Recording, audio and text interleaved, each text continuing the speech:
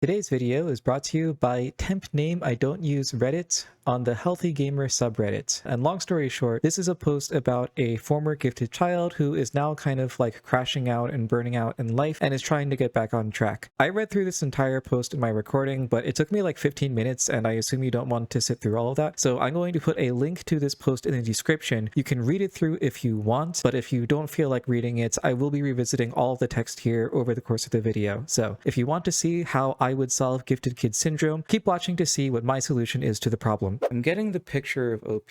OP is definitely a classic gifted kid where they grew up being considered smart, I think. They said this, right? Do well when I try. I was always praised for that, past tense. So yeah, previously they did really well in school. Then as they get older, for whatever reason, it just stops working. So here's the problem. This is you. Broadly speaking, you are an object that can be moved by different forces. Sometimes those forces are internal. So for example, hunger. That is a very important force that moves you to eat food. Another one is boredom. That's a force that basically says, I want to do something different from what I'm doing right now. There are also external forces that can act on you. So one of these external forces is shame. People can make you feel ashamed of yourself, and that will induce you to change your behavior. Another one is praise. If someone praises you for good behavior, you will want to do it again, assuming you care about their approval. So when we talk to someone who was always praised for doing well in academics and describes themselves as having gifted child syndrome, what do we think their primary motivator is? That's correct. It's probably praise. This is an extrinsic motivation that is acting on you. This is a force that's being applied to you. And so your motion through life is dependent on this praise. That is how you are moving through life. Now, what happens when the praise stops? Well, first of all, why would you stop being praised? What ends up happening? My studies went well until high school. In middle school, I excelled in chemistry and math. I went to high school where chemistry and bio were the main subjects. I stopped being positively influenced by what people said about me and lost interest in chemistry, etc., etc. We're going to tunnel vision here for now. I stopped being positively influenced by what people said about me. So this is a very interesting and careful phrasing, but reading between the lines a little bit here, I think what OP is saying is that they stopped doing well in school. They stopped doing well in school and then they stopped receiving praise. So praise, gone.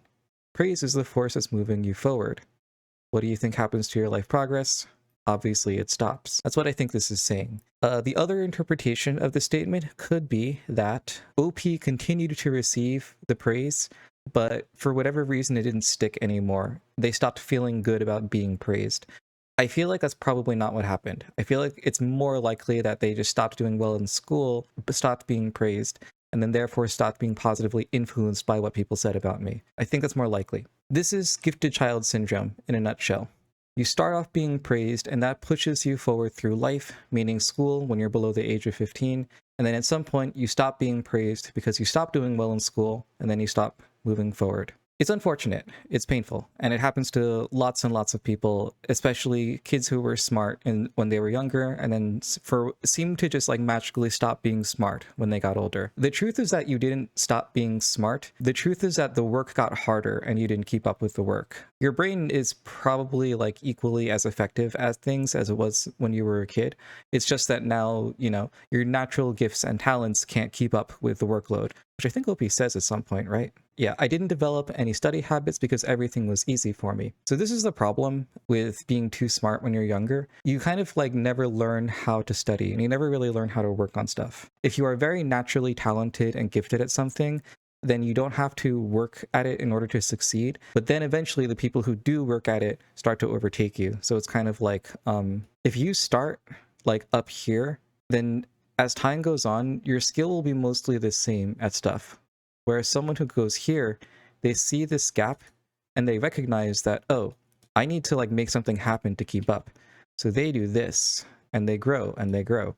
And this whole time you're thinking to yourself, I don't need to study, I'm smart. But eventually you reach a crossing point around here. And we're just going to call this 11th grade because that's when it hits a lot of people. Where you realize, oh crap, I have just been coasting this entire time and the people around me who used to be dumber than me have now surpassed me somehow. And if we just continue on these trajectories, They're just going to continue to do better and better than me for the rest of my life. And then something weird happens, which is that people just stop studying.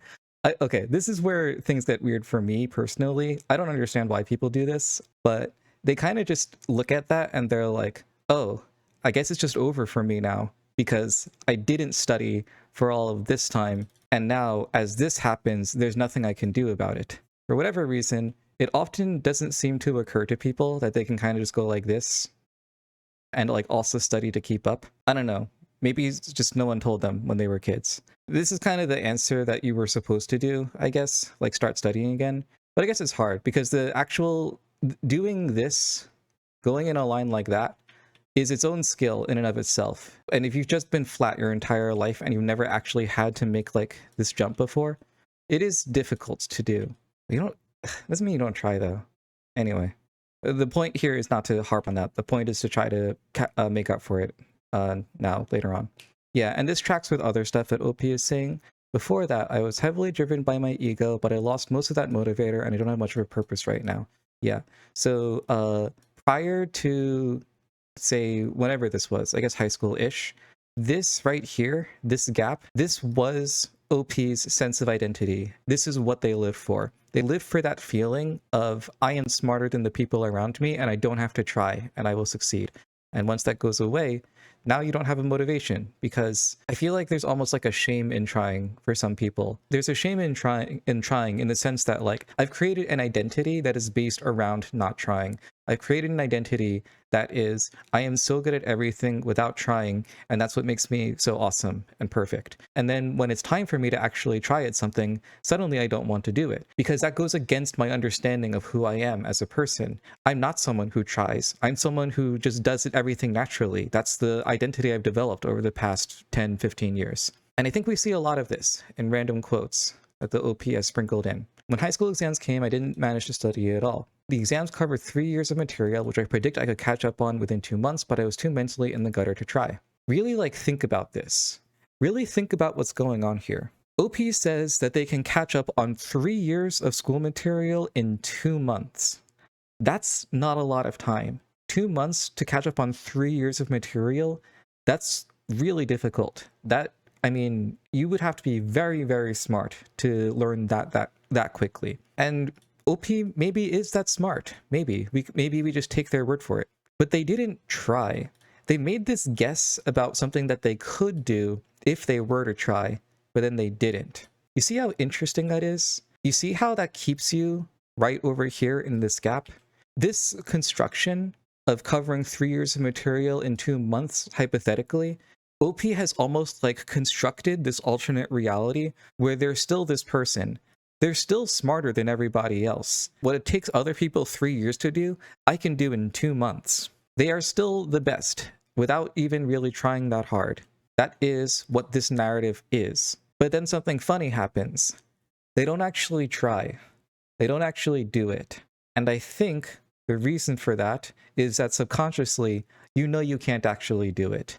I think if you really pressed OP, I think they would eventually have to concede that I can't learn 3 years of material in 2 months. If they were to try to do that, they would be very, very disappointed in the results. And that's why they didn't try. They didn't try. A bunch of stress and self-hatred. This self-hatred, I think, is probably coming from this cognitive dissonance of constructing this narrative where I am so smart that I can learn 3 years of material in 2 months, but also understanding that this narrative can't really be true. And if I were to try, I would prove to myself that that's not true. And that feels really bad. And yeah, I had the expectation to be one of the best. Same thing over here. Friends go to med schools. I'm a shitter. Here is this part of the graph. That is med school. Tough. Before that, I was heavily driven by my ego, but I lost most of that motivator and I don't have much of a purpose right now. My friend, you are still driven by your ego. Claiming that you can cover 3 years of material within 2 months is just as much of an act of ego as walking into middle school, high school, or middle school chemistry and math and acing everything without trying. It's the same thing. It is the same exact motivating principle here. Like, you can feel like OP still like clinging on to the idea of being still a gifted kid. I see myself as an academic person. I'm embarrassed that I'm still struggling after all of this time. I feel enormous fear that I will study and I find out that things just don't stick and I'm dumb. I want to prove to myself that I can finish something. These are the words of somebody who still in their heart of hearts believes that they're gifted, but is afraid to do things and put themselves out there because if they try and fail, they will no longer be gifted. And losing that part of their identity is really painful and scary. I think that's what's going on here. And this is even reflected in the kind of language that OP uses, I think. Something's wrong with me in different ambiguous ways, can't solve my problems. It feels as if when I want to go in one direction, something else gets in the way and stops me, and when I try to fix that, something else comes up. I'm kind of floating around trying to understand, but the understanding doesn't come, so I don't know what to do. Just taking a step feels really hard, maybe because I'm scared of failing. I mean, they really said it for me. And you are scared of failing. That is exactly what's going on. And you're scared of failing because failing means losing your identity of gifted child. This is something that's still important to you and that you've still held on to all the way up to 24 years old. Being a gifted child is a deep, deep part of how you conceptualize yourself. And you really don't want to lose it. And trying and failing is the best way to lose that.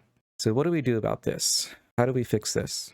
I think if you want to get out of this, you really do have to let go of your identity as a gifted child. I think that's really the only way out. Because the truth of the matter is, it's going to happen sooner or later. At some point, you are going to try something and you are going to fail. In a sense, you've already done this. You've tried high school and you failed. Maybe.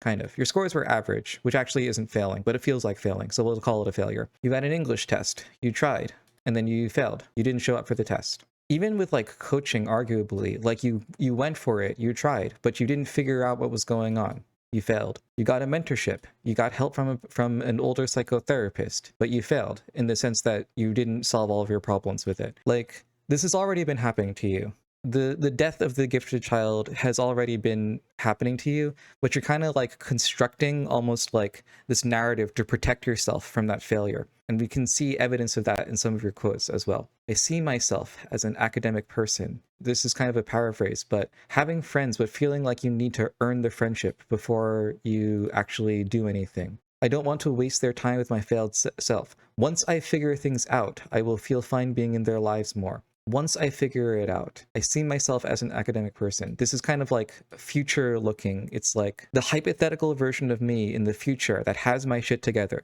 That person is worthy of friendship, not the me right now. Oh yeah, and the other one is the 2 months thing. I could catch up within 2 months, but I just didn't.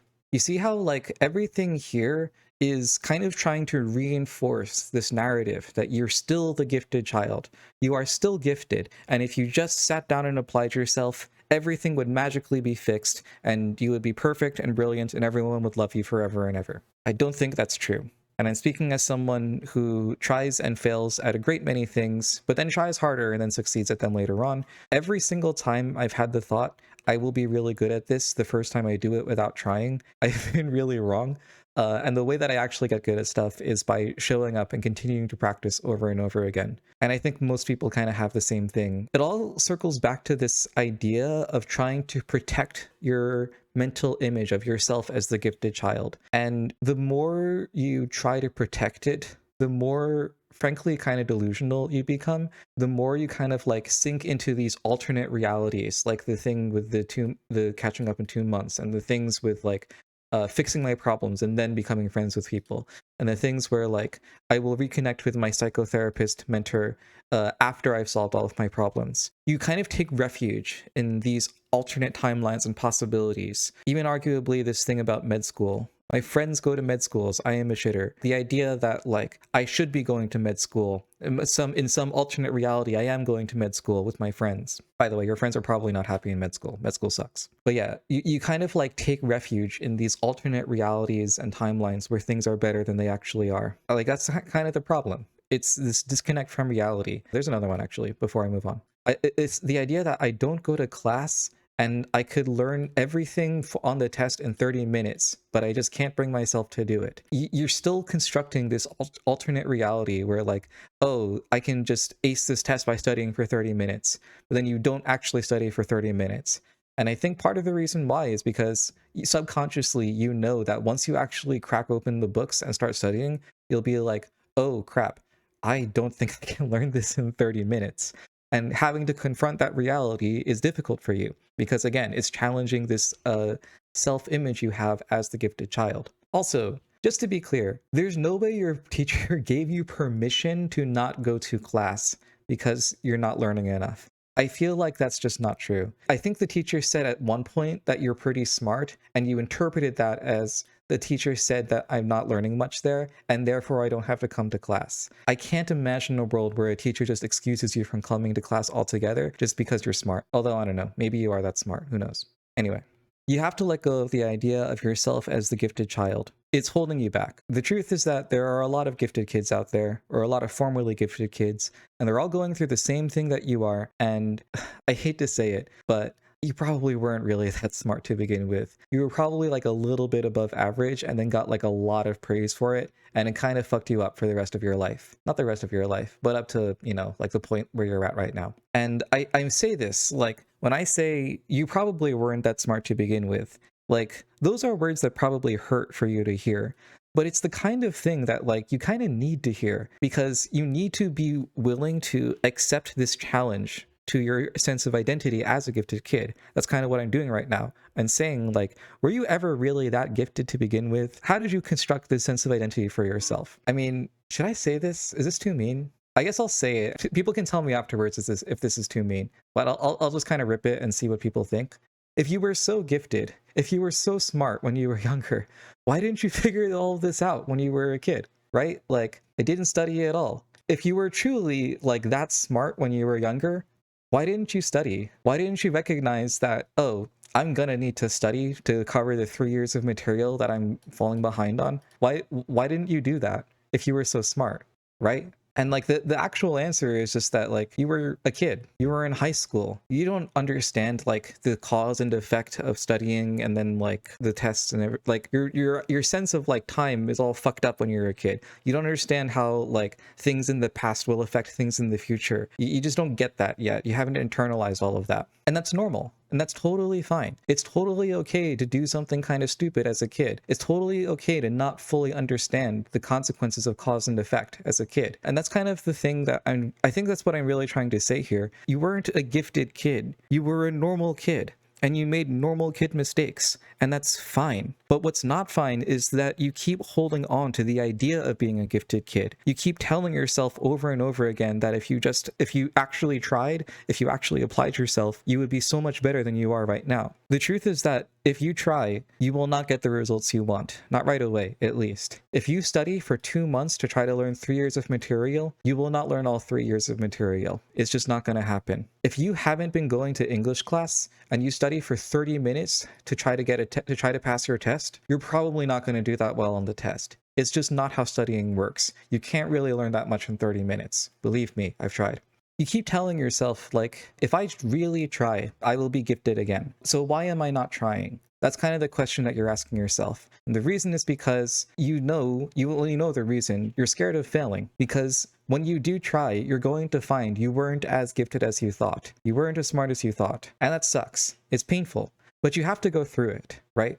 Because that's how you actually become smart. The way you become like a smart, intelligent, academic person is through trying and failing. It's by studying for 30 minutes and being like, damn, I don't know all the material yet. I'm going to keep studying. I know, crazy. And then you study for another 30 minutes and you still don't quite know all of the material. You still don't know all of the vocabulary. You're like, okay, 60 minutes didn't work. Let me try 90 minutes. You study for 2 hours in one day and you're like, damn, I still don't know the material. I'm going to try again tomorrow. You keep doing that over and over and over again.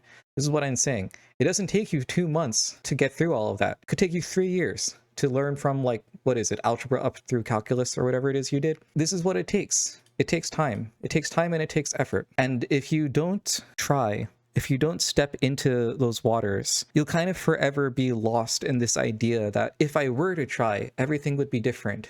So why am I not trying?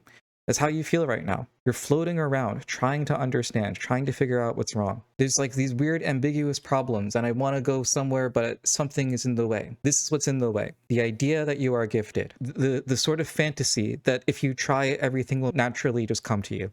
Doesn't happen. It only happens to like 3-year-old prodigies who start playing chess when they're babies, and then their neuroplasticity is still really high, so it just sticks to them better. And even then, people who start playing chess at 3 like wash out like all of the time. Anyway, the point is you have to try. That is like close to the end of the video, the idea that you should just try and fail.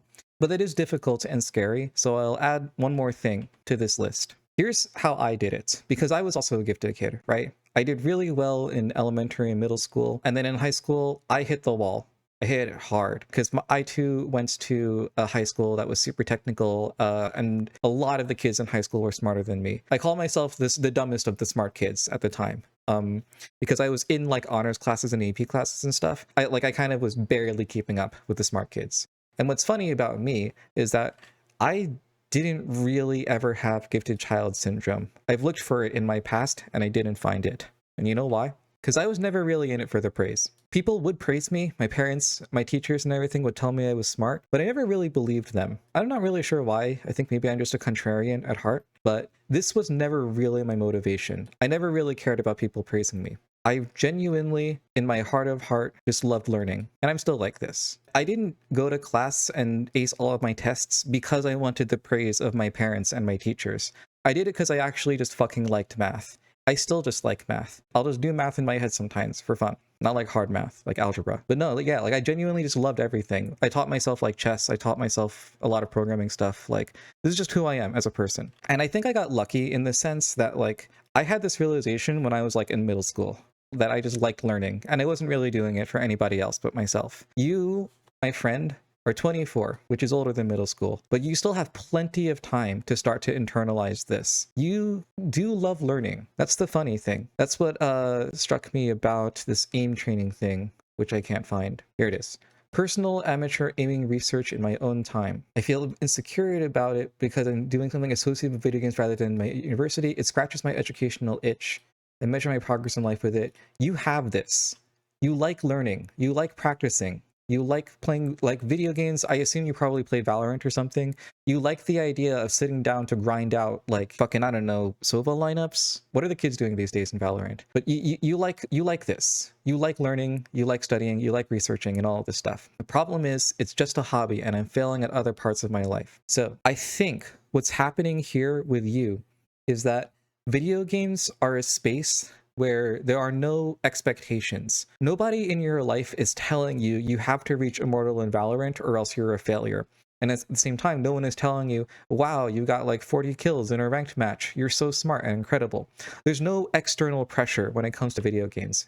Everything out here when it comes to video games doesn't really exist for you. It's all intrinsic. You just like it. You're bored, so you play the video game. You love learning, so you play the video game. That's good. That's awesome. And now what we want to do is take this motivation structure that you have with video games and we want to transplant it into other aspects of your life. This is something that I did very successfully. I studied like StarCraft and chess really hard, and then I just kind of like took the brain that studied chess and started studying other stuff instead. And that's how I got good at, you know, a bunch of different things. Now, the reason why that's difficult for you is because you have these expectations, because you have this vision of yourself as an academic person and as a gifted child and all these other things. That's the difference. Video game land, no expectations. Academic land, many, many expectations, both from the people that are around you, like your family, and also in yourself. You have those expectations for yourself. So the way out is pretty much to stop expecting things of yourself. And one way you can do that is just to tell yourself you're not as smart as you think you are. Again,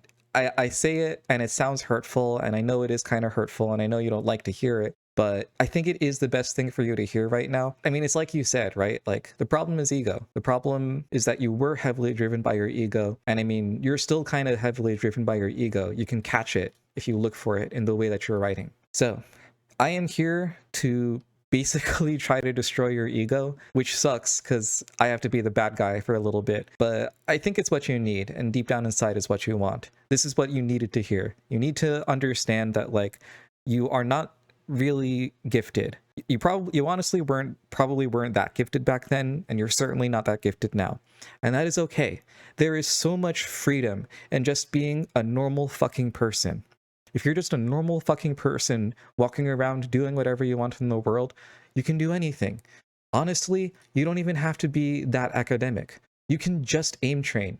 You can just get really good at Valorant and then like work at 7-Eleven or something and make ends meet. That's fine. That's totally okay. That's a great life to live. And if you decide you don't want to do that, if you decide you do want to be an academic person, that's also great. You can also do that. You really can do whatever you want. It's just a matter of what your expectations for yourself are and what the people around you are. And the more you kind of like have these big grand expectations, the more you get paralyzed. You know, it's like you want to be like 7 years old again and learning how fractions work and understanding fractions before all of your classmates do. But you just can't really go back to that, you know? It's just not how it works. It all kind of like evens out over time. The kids who were behind you at first like kind of caught up, and now you're all on the same level, and you just don't get those easy wins anymore unless you start smurfing, I guess, which you could do. But don't, because you're indulging, like, you know, your gifted child syndrome if you do that. Anyway, I think I'm kind of rambling at this point. I think you get the picture. Lower your expectations for yourself, and it sucks and it's painful, and you will feel like your sense of identity and ego is being destroyed,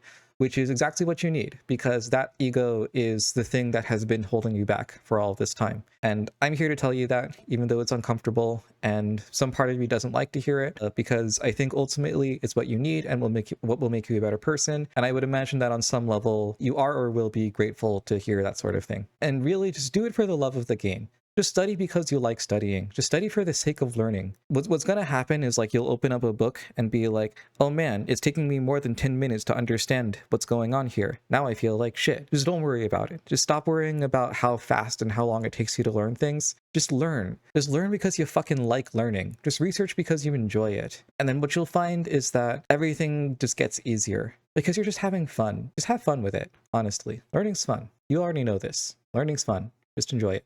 Do you have a question that you want answered? Check the comments for a link to a Google form where you can submit your own questions.